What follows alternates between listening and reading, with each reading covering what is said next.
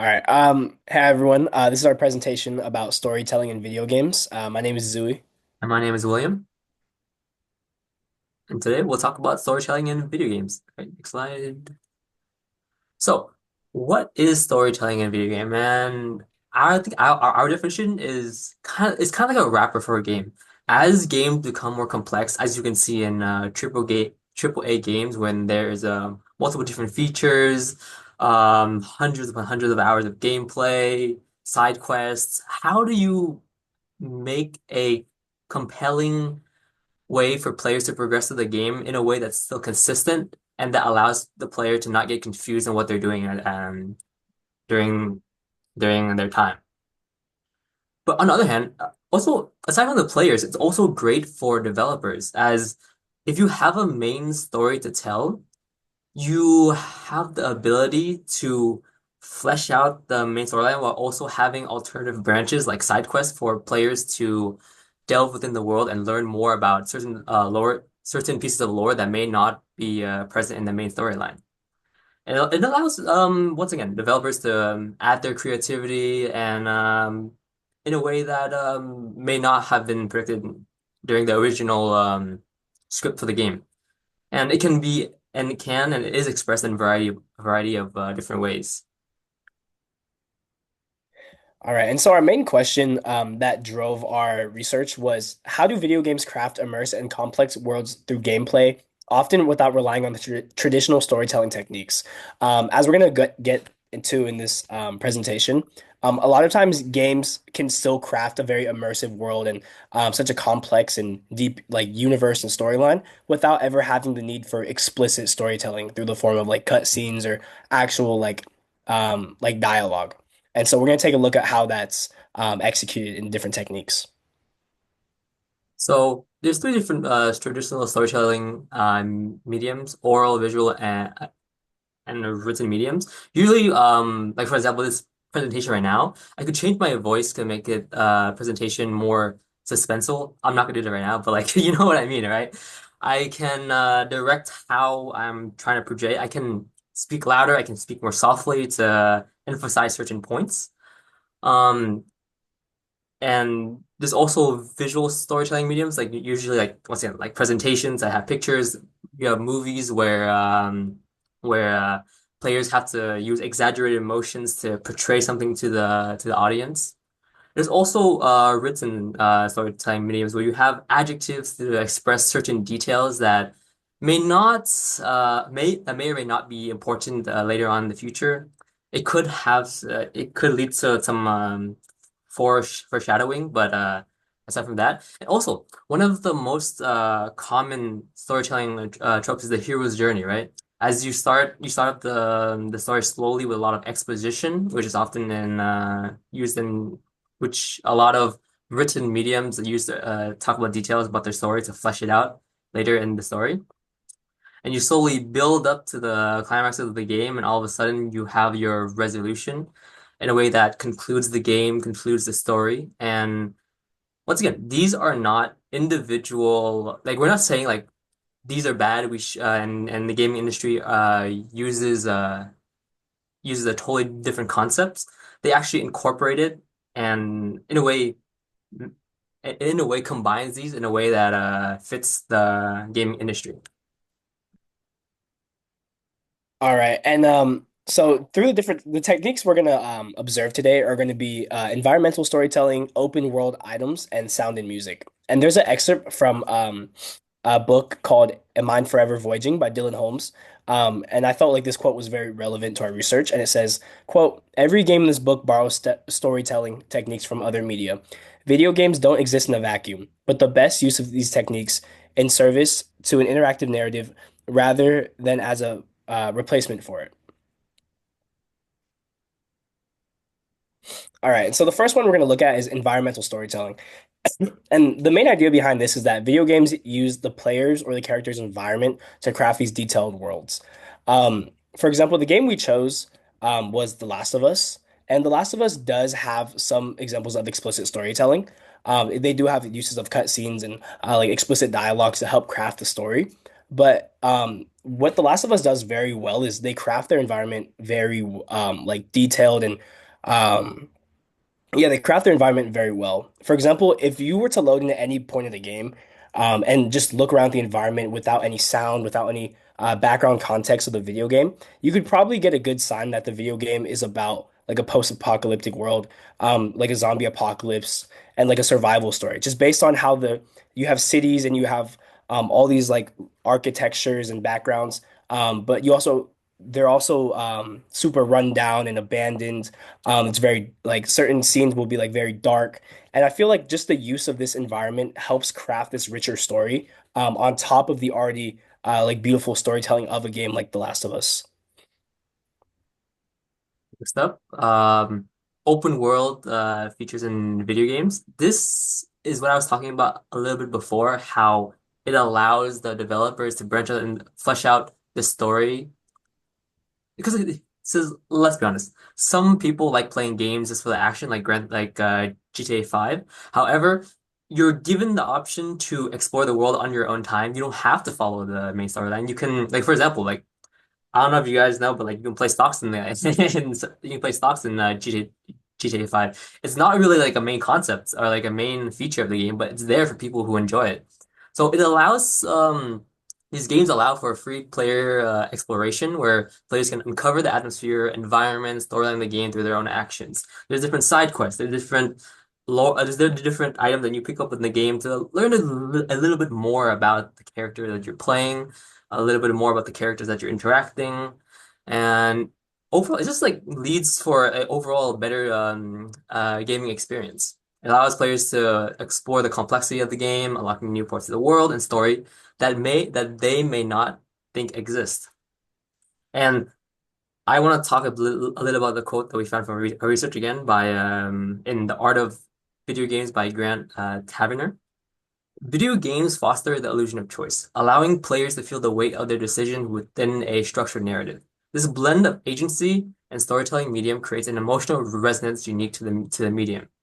And I definitely agree with this because let's be honest, if you just run through the main storyline of GTA 5 as quickly as possible, like speedrunners, nothing against speedrunners, but you kind of lose the immersion of the game.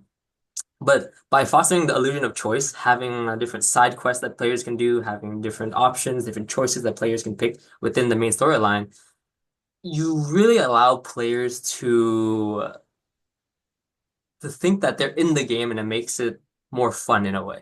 If that if that makes any sense. But yeah. All right, and the last technique we're going to look at is the use of sound and music in video games. Um, the role of soundtracks in video games help convey the mood of the current scene and help craft the atmosphere. For example, like a more intense moment can be conveyed through suspenseful sounds and music. The example we chose for this one was Super Mario Bros. I actually ended up choosing the version that I was more familiar with. This is like the newer version. So I grew up playing this as a kid just on my Nintendo Wii. Um, and I'm sure like most of you have played this game before, maybe like once or twice. Um, and so at the top image, we just have a photo of like a level where it's just, your casual level. Like you could probably imagine the soundtrack for this level if you've played the game before. The soundtrack is very pleasant. It's very like lighthearted, easygoing, just like you're just whimsical, having fun, all that. And that does match the tone of the level. The level is it's not like a serious level. It's super like it's easy, you're just having fun. Whereas if we compare that to the bottom image, that one it represents one of like the boss fight castle levels. And if you ever played the game, you could probably imagine the soundtrack for this one. The soundtrack is totally different from the first image, where in a castle level, the mood and the atmosphere just changes into like this more dark and intense soundtrack. And that kind of matches the mood of the game at this point, because these castle levels typically represent like a big checkpoint or like the end of a world or just a big stage in the game with like a boss fight in the end. So the way they're able to scope this environment using the sound and music really just is a testament to how they're able to use that to craft this whole world and build on top of their storytelling. So, in conclusion, through this research, through this presentation, what we learned is that the way storytelling is crafted in video games is very unique when compared to other mediums because it combines a lot of them and expresses them in a slightly different way. And interactive nature of video games allows players to immerse themselves in the story in a way that cannot be achieved in other mediums such as TV shows, film, and literature. An example of this would be AR VR games. Because I'm just gonna say right now, Phasmophobia, not that scary. I mean, it is scary when you're playing on a PC, but it is a totally different experience when you're playing in VR. And because you're kind of also fumbling around, exploring, then you feel there's like a speaker like next to your or like near your neck or near the back of your head, which terrifies you even more when the ghost and comes up close to you. And in a way, as technology advances, yeah, video games has the potential to redefine how stories are created and consumed, and I hope to see how long that takes. But yeah, thank you so much for listening to our presentation. And however, yes, we do want to share with you guys a game that actually incorporates what we talked about. And oh yeah, thank you for listening. And let's demo this game. So this game is called There Is No Game. Ironic, I know. Um, let me see. Is there audio? Right. Okay, yeah. Um, there is, if you just want to try out the actual game itself, it is on Steam. This one is the free version, so it's more limited. But what this game is about is what this game is basically a bunch of mini games that are a bunch of mini games that are totally separate, but they are combined and packaged in a way that is interesting through an unreliable narrator. And let's see, yeah. Why is there no audio? I am so sorry. What the? When you share screen, you might have to tell it to. Oh, okay. Share sound. There you go.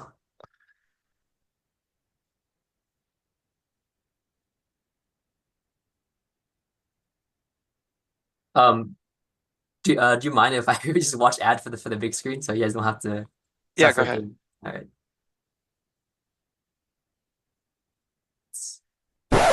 There you go. Hello, user. I I have bad news. Actually, there's no game.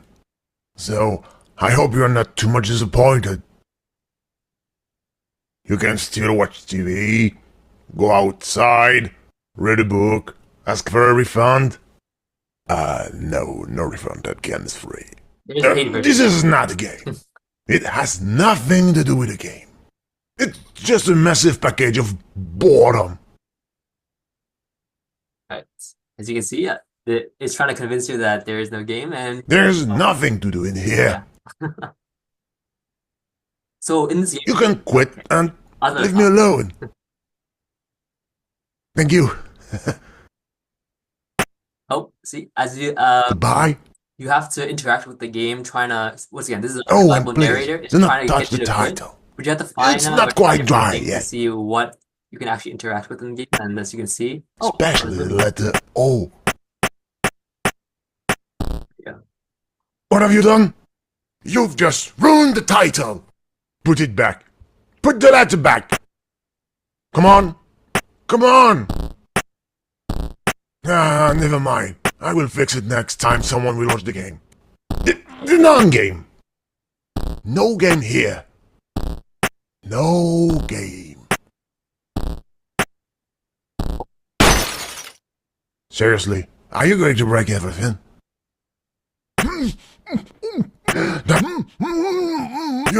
You're trying to kill me. Okay then.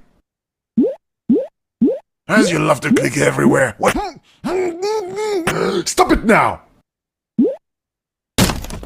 I think we're good. Sorry, I had to use the sort of procedures, but I had to.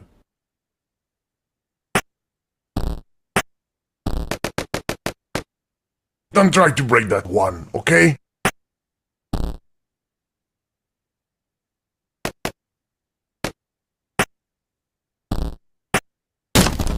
You're stubborn as a mule. Call Superman for that one. Just in case. A few kryptonite. Yes, this is one of the mini I know games, and Superman does not you have exist, to but as try we're in to a find a game, way to pass no, it. we're not. So let's see. You're I still don't remember how there? to pass this game, so I might be struggling a bit. You're thinking about how to lift that big box, aren't you? Oh yeah, see. Notice how like Yes, when you yes, get go stuck, on. Destroy my the life. game doesn't like What a the mess. game try helps you in a way. I hope you will clean the You can place actually, before leaving. even though like the narrator might say one thing, he's actually trying to help you. Well, the game designed the narrator to help you when you get stuck. So you have unreliable narrator that in a way tries to help you and also tries to not help you in a way. If that makes any sense. Yeah. Just what do you think you're doing, user? So now, like before, we were just picking and No! tapping the get Don't look! move It's this around, but private! now we have to yeah. You're going to do a terrible mistake. Now we have a different mini game where we have to solve what word this is, and of course, word is game. Oh, there we go. No, no, no, no, no, no, no, no! Now we're being pushed towards another mini game. It's a bunch of mini games basically that's Get out of here! packaged Don't play, it's forbidden. in a funny If you narrative, play, which you of will course is come. actually what we're talking I about. don't want them to come. You can kill me, you know? I don't know if the free game. Please. I'm not sure if the free game has a similar story to Stop the mini eating game the where bricks! you kind of go through a hero's journey with the narrator. But I must find a way to stop you.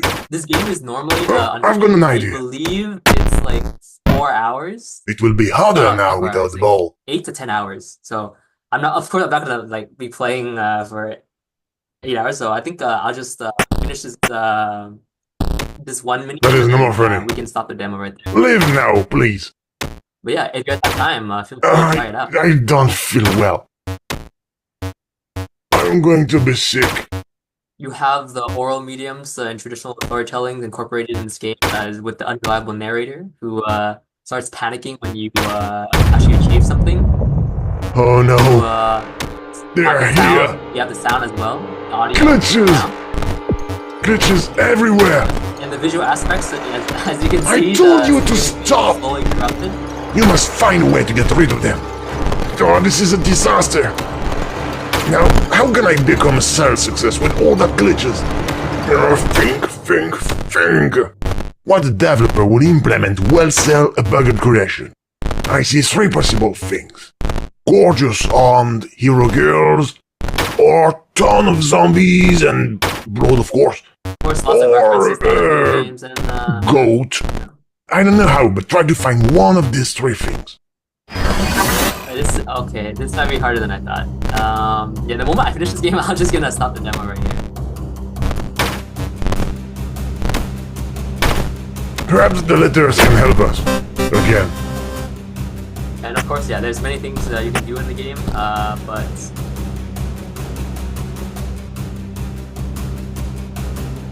I will never understand how a goat can or something. Or it's related to the letters. I still hear it playing in the background. yeah, I just stopped it. But yeah, hope you guys enjoyed the demo and the presentation. All right, we have time for a question or two.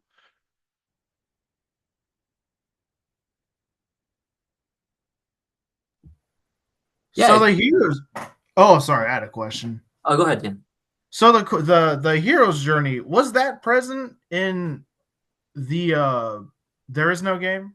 There is, but once again, the first half of the game is you like messing around with the narrator, and then you kind of go deeper into the narrator's lore. But of course, that's like that's like a while, and of course, I can't really show that. Okay. Yeah, you guys might have to try on your own time. Yeah. Yeah. Is there another question? So I think it is interesting that you talk about you brought in like sort of another means of storytelling, and I do like the I do like the unreliable narrator. In fact, oh gosh, that's like that. Like I've followed a couple of games that have this, and it's always like sort of fun to get into that sort of conflict. What do you think is what was surprising to you, or what do you think that you got the most out of when you started to look at this type of storytelling compared to like what we looked at and how we looked at it in the rest of the class? You want to answer this one, Zuri? Yeah, and Professor, are you referring to the There Is No game? I'm referring to like sort of like the whole approach that you have to this. You're because we talked about narrative, and we talked about like a bunch of different things like sort of related to that. I'm getting the impression that you're trying to bring something a little bit different into it from this. Can you talk a little bit about like what that is and like, like where, how you see that relating to the content that we covered in the class? Yeah, so I think with when it comes to just storytelling as a whole, it kind of I feel like it just like directly ties into that whole narrative aspect as it adds another dimension to the narrative.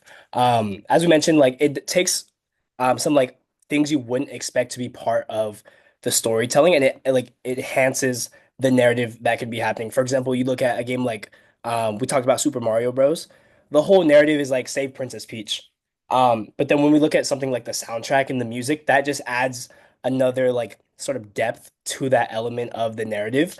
And it kind of crafts like a more, I guess, like dynamic environment, I think is the best way to put it. Okay. All right. We have time for a little round of applause. I'm going to go ahead and pause the recording.